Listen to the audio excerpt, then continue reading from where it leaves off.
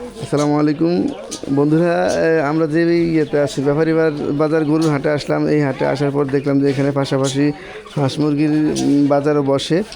তো এখানে হাঁস মুরগি কবুতর বিভিন্ন পশু পাখিও বিক্রি করা হয়। এই মুহূর্তে আমরা আছি নীরবের দোকানে।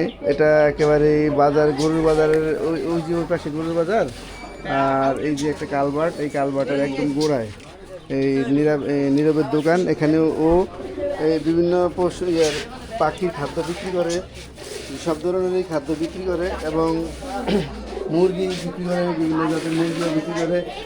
মুরগির খাবার দেওয়ার জন্য বিভিন্ন ধরনের ইনস্ট্রুমেন্ট বিক্রি করে।